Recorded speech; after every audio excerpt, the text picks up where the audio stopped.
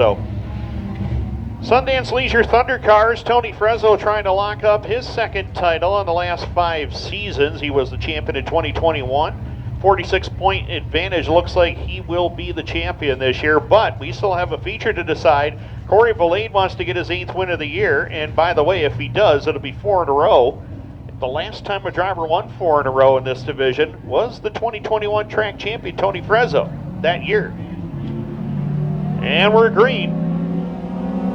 Jared Gilson, Tony Frezzo, Francis White, Corey Valade, Justin Pope, John Lamarche, and Colby Hibbard is your field. Green lights are on as they hit the back straightaway for the very first time. Tony Frezzo out in front of the field. The track champion for 2025 sets it up into turn number 3 and 4. Corey Valade right there with him as they work it up off the corner, down to the line. Francis White holding on to third as they click off lap number 1. 1 lap has been completed. Frezzo with a slight lead. Corey Valade is right there with him to try to challenge. Francis White right there in third. Top 3 pulling away as they head up into turn number 3 and 4. Once again back down to the line this time by for lap number 2. And it is Frezzo and Valade 1 and 2 as they come down into turn number 1 and 2 this time. Top 3 right there, 3 of the best in this division. Justin Pope just behind them in spot number 4. Also a really good driver here. Both drivers, all these drivers actually have a feature win here this season as they work it up into turn number 3 and 4 and down across the line. Here it comes Valade to the bottom, trying for the lead into turn number 1 and 2. Frezzo keeping that car wound up on that outside lane, trying to hold off Valade as he hit the back straightaway. Francis White right there to challenge him. So something happened to these 2 drivers in front of him. He could take advantage of him and steal another win here as they work it into turn number 3 and 4. Corey Valade picks up the lead, but here comes Tony Frezzo right back at him down on the inside lane. Can't quite get there though as they click off lap number 4. Frezzo is right there, trying to challenge him down the back straightaway. Francis White trying to move back in on the top 2 as Justin Pope and Jared Gilson complete the top 5. Setting it up into turn number 3 and 4. Valade on the hammer. Tony Frezzo still right there behind him. Francis White taking a peek down to that inside lane. He wants to try to take second away as they work in lap number 5. 5 down, 15 laps is the issue here as they hit the back straightaway. Corey Valade in control by about 3 car lengths. Frezzo still there in second, followed by White into third. Then about a half a straightaway back is Justin Pope in the number 1 car. He holding on to position number 4. Jared Gilson 5th, followed by John Lamarche in 6th, and Colby Hibbard completes the field in 7th. 6 laps are complete. The final regular feature of 2025 is about to close out. We got 8 laps left to go in this one, and Corey Valade trying to take it home and get win number 8 on the year, but Tony Frezzo and Francis White, they're not done just yet as they come down into turn number 1 and 2. Still Valade well in control. He's got a couple of lap cars to deal with. Colby Hibbard gives way, gives him the lane down on the bottom, and he'll quickly catch John Lamarche into turn number 3 and 4.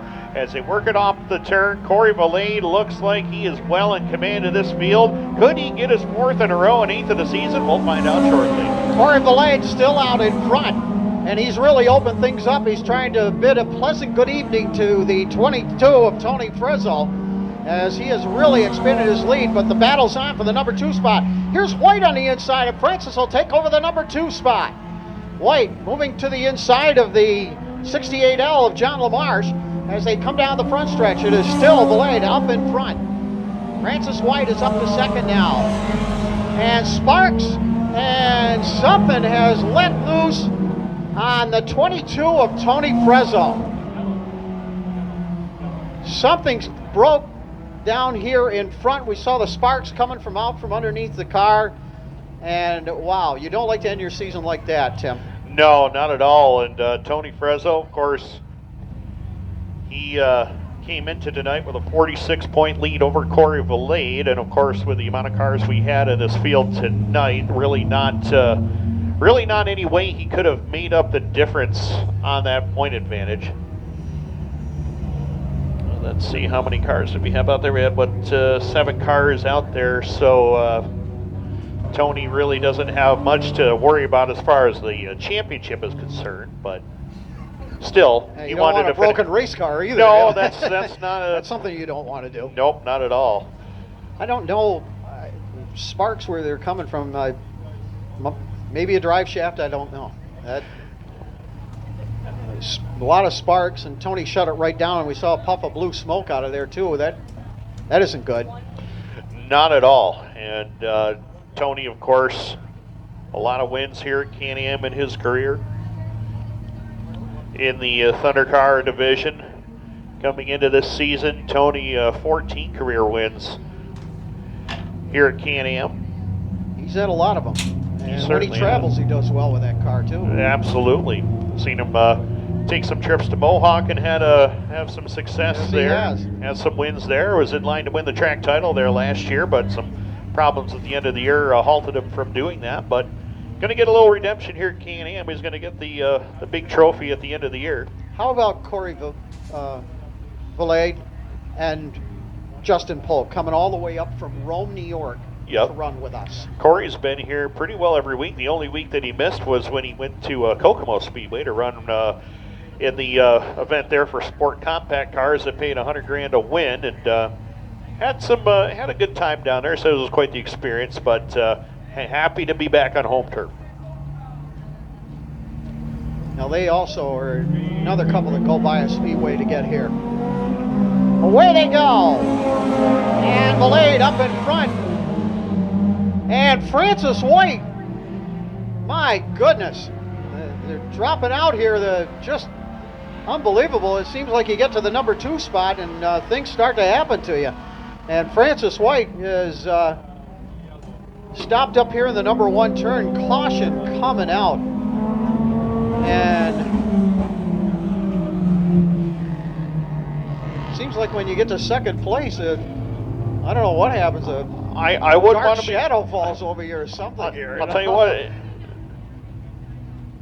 Can we get people to please stand back from the fence? Yeah, please stand back from the fence. Thank you. Thank you very much.